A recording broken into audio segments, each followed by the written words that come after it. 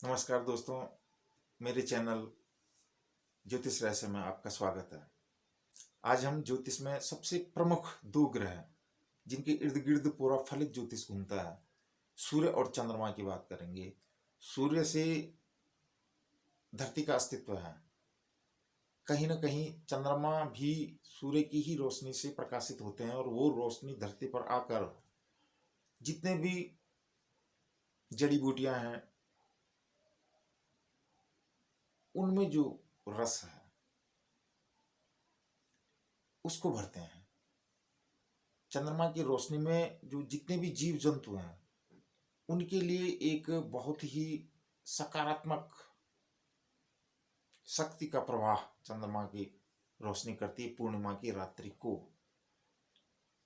ये रोशनी औषधि का काम करती है। औषधियों में जो गुण है वो भरती है उस रात्रि में। तो ये प्रत्यक्ष देव है चंद्रमा। वहां पर अगर चंद्रमा की पूजा की जाए तो ये कुंडली में बहुत ही शुभ फलदायक हो जाते हैं। चंद्रमा अगर किसी के कमजोर हैं, शुक्ल पक्ष के नहीं हैं, कृष्ण पक्ष के हैं, क्योंकि चंद्रमा का जो बल है वो पक्ष के हिसाब से ही देखा जाता है। अगर घटता हुआ चंद्र है, शुक्ल पक्ष का है, तो ये बहुत आवश्यक हो जाता है कि जब वो पूर्णिमा की रात्रि चंद्रमा पूर्ण 16 कला संपन्न हो तो उस समय उनकी पूजा की जाए। उस समय उस रोशनी में स्नान किया जाए और चंद्रमा का ध्यान किया जाए तो ये बहुत ही शुभ है। क्योंकि चंद्रमा अगर अच्छा होने लगता है तो मन अच्छा होने लगता है, शरीर अच्छा होने लगता है। और सूर्य की अगर हम बात करते हैं तो सूर्य आत्मा है और सूर्य से ही इस धरती का अस्तित्व है। अगर एक दिन सूर्य भगवान दर्शन न दें तो पूरी धरती जम सकती है, यहाँ पर सारा विनाश हो जाएगा। तो ये आत्मा के कारक हैं और चंद्रमा मन के कारक है। तो सूर्य जब आत्मा है तो आत्मा से ही आगे का व्यवस्था, जब आत्मा ही नहीं होगी तो बाकी कुछ नहीं होगा। तो सूर्य और चंद्रमा का अच्छा होना बहुत ही जरूरी है, क्योंकि ये दोनों शरीर में, एक सूर्य महाराज दाहिनी आंख के कारक हैं और चंद्रमा बाई आंख के कारक हैं। सूर्य नाड़ी और चंद्र नाड़ी अगर शरीर में दोनों अच्छा काम कर रही हैं तो शरीर अधिकतम स्वस्थ होगा।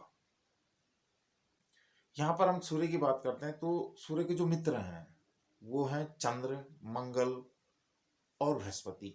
इन तीनों के साथ जब भी सूर्य जन्म कुंडली में शुभ भाव में केंद्रीय त्रिकोण में, यानी पहले, चौथे, सातवें, 10वें या 9वें, 5वें में बैठ जाते हैं सूर्य, तो ये उच्च राजयोग बन जाता है। क्योंकि सूर्य शासन है, मंगल एक साहस है, शक्ति है, प्रशासन है, और बृहस्पति कानून है, धर्म है, मर्यादा है। जो भी समाज सेवा के कार्य होते हैं उनमें बृहस्पति ग्रह का पूर्ण योगदान होता है। तो यहाँ पे सूर्य के साथ जब बृहस्पति और मंगल बैठते हैं तो ये उच्च राजयोग बन जाता है। उच्च प्रशासनिक सेवा में जाने का राजयोग हो जाता है। उच्च राजनीति क्षेत्र में उच्च पद पाने के योग बन जाते हैं। हम चंद्रमा की बात करते हैं तो चंद्रमा के साथ चंद्रमा के भी जो मित्र हैं वो हैं सूर्य, मंगल और बृहस्पति। ये चार ग्रह, सूर्य, मंगल, चंद्र और बृहस्पति, ये नैसर्गिक शुभ हैं। ये चार कुंडली में कहीं भी बैठ के एक दूसरे को देखते हों तो एक दूसरे को सहायता पहुंचाने की कोशिश करते हैं। और जिन जिन घरों के स्वामी हैं उन उन घरों से संबंधित शुभ फल को बढ़ाने की ये बात करते हैं। तो सूर्य और चंद्रमा जो कि जागृत हैं और हमें दर्शन देते हैं, तो इनसे प्रत्यक्ष लाभ लिया जा सकता है। जैसे कि सूर्य को प्रातःकालीन जब सूर्योदय होता तो उस समय उन्हें जल अर्पित किया जाता, तो उस जल के द्वारा जो रोशनी हमारे शरीर पर पड़ती है उससे शरीर निरोग हो जाता है, बीमारियां नष्ट हो जाती हैं।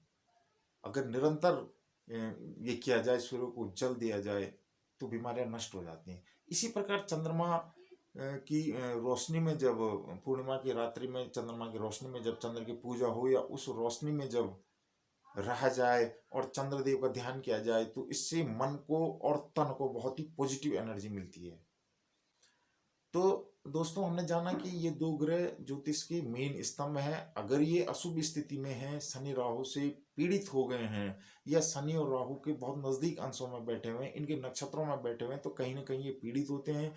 तो ऐसी स्थिति में इनकी पूजा करनी चाहिए और इनका जो है इनके मंत्रों का जाप करना चाहिए। ये जागृत देव हैं और एक मन है, एक आत्मा है।